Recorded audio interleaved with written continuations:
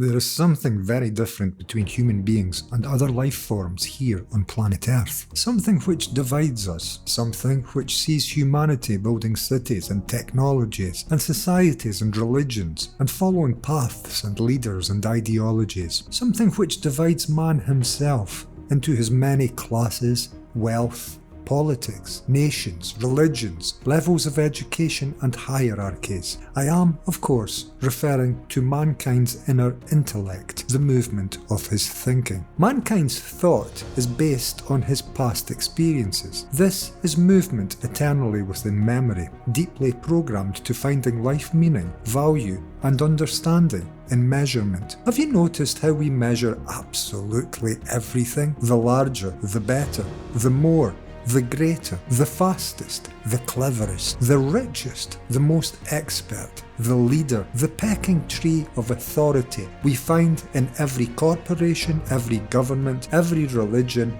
every oppression, and every family. We are hooked on understanding our lives through the dark arts of measurement. What is more and less valuable to our lives? We measure our days, divide these into day and night, into hours, minutes and seconds. We measure our years and decades and centuries the same. We measure our lives, celebrating every calendar year which passes, until those years run out. Then we cry. We measure our values on what we have managed to accumulate, or the powerful position we hold in society or not. King and queen to starving African child. This is measurement, and this sense of measurement is what provides humanity with a sense of progressive achievement into a conceptual future, which must be a continuity of the past, for thought is memory. We are imprisoned, modifying and building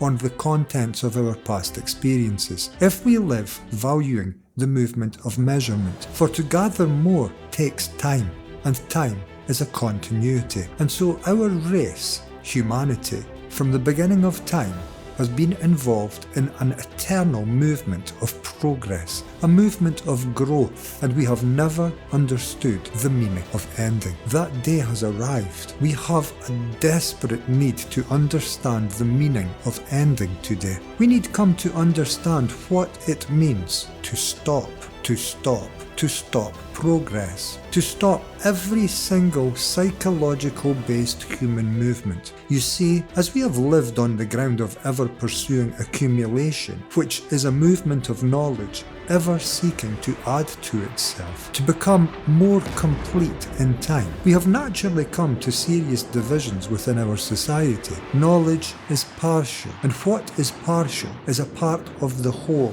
and what is a part is never complete. This inability for us to meet completion in life is what has forever, is and will forever bring our race to the uncertain, chaotic manner of divisive living, with its conflicts, wars, deceptions, and unfair treatment of one man against another, which we have always lived and suffered under. We have endured as a race 6,000 wars in the last 6,000 years, and we are still going strong. War is major business today. One of our major efforts in life is to defend and attack each other, against each other, in every field of endeavour. This is inevitable when we divide between continuing streams of historical, traditional, divisive knowledge. This is the limitation of thought, limited to partial experience, and so ever caught in seeking progress, seeking to become more based on what I have been than what I presently am as a valued life course. Can that which is ever partial in nature in life, which is knowledge, ever become the whole? It may add to its partiality, it may expand, it may grow in size or become smaller, but thought founded from knowledge, based on ever partial life experiences, can never, ever be complete. And so our human lives, lived on a foundation of thinking, can never be complete. A complete life rests in understanding and love and death. In understanding, for completeness is the very nature of understanding. Understanding is when one sees the whole picture. For the quality of love in life is reserved for the human brain, which has potential to perceive this present moment. For this present moment is the universal time of creation, which is always complete within itself, and so love rains down on every living thing in this present universe. Yet mankind is totally unaware of such universal completion and glory, because mankind lives in progressive inner thought-based knowledge, always seeking completion in time through the impossible act of becoming. And death, yes, and death. We are so afraid of that word, which points to a life event we have absolutely no understanding of. We are afraid of death because death terminates our potential for incessant inward becoming. Death is a line drawn in the psychological, conceptual, never-ending progress of our lives. Death allows for no continuity. Death is a renewal for that which has been forever caught within an inner movement of continuity. For that which continues in life must meet decay.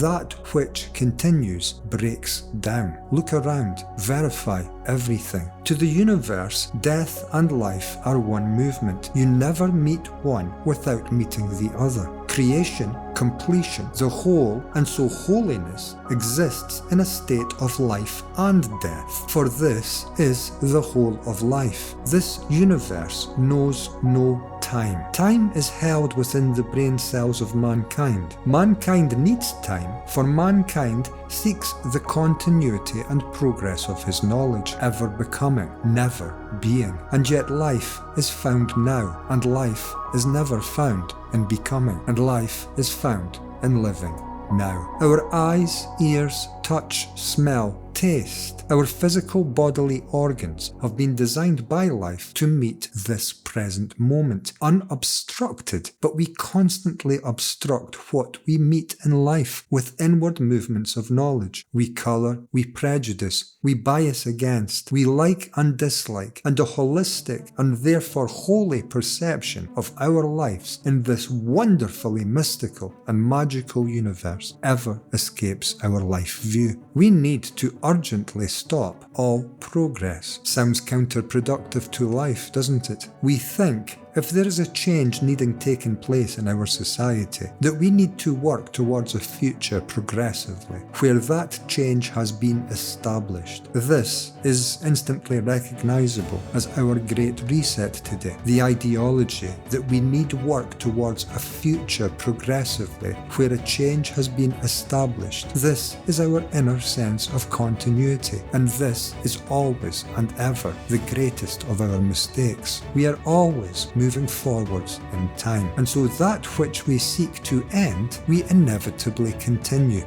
We never understand, it seems, the beauty and intelligence of ending, which must be immediate, which can never be planned for or moved towards. Ending brings a rejuvenation. Life is death, and death is life. These are two sides of one coin, forever found together. This is completion.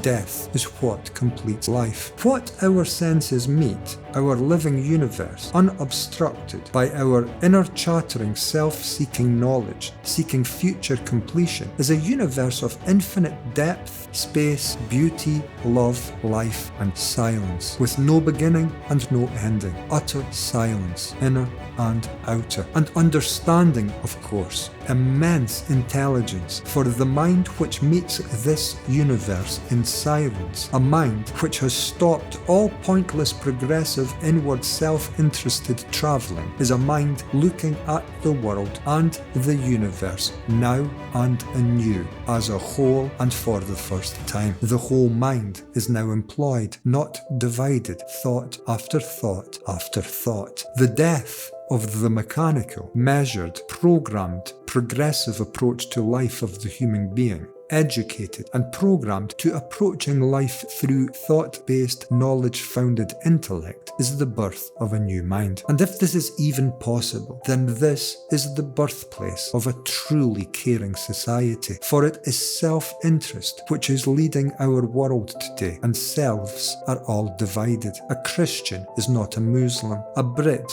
is not a European. A Chinese person is not an American. Wealth is not poverty. Upper class is not lower or middle class. Tax havens are not benefits. This is all educated knowledge based on unnecessary conceptual, historical, continuing divisions and measurements between our people. Measurements we find our security within, and yet measurements which are destroying our race. Our people being humanity, one people, one race. And division is ever found on the dark side of life. Human divisions are the cause of all of our wars. Wars begin inside of us. An undivided mind, which is a mind which has ended its educated continuing self-interest and the required sense of time for that self-interest to achieve and become within, is a whole mind, and so a holy mind. A holy mind can build a holy world. Only holy minds can build a holy world. And we need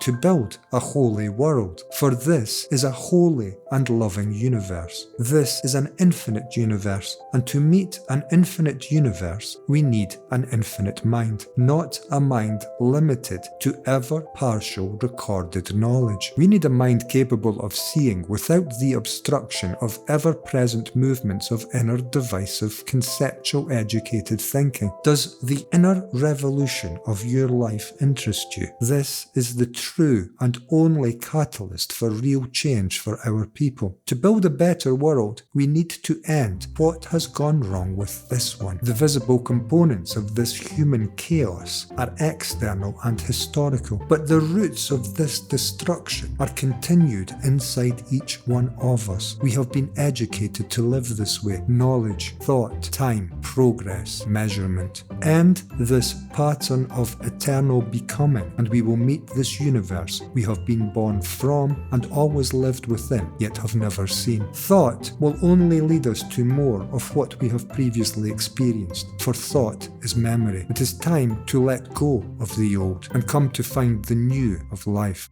It is time we find what life had always intended for us.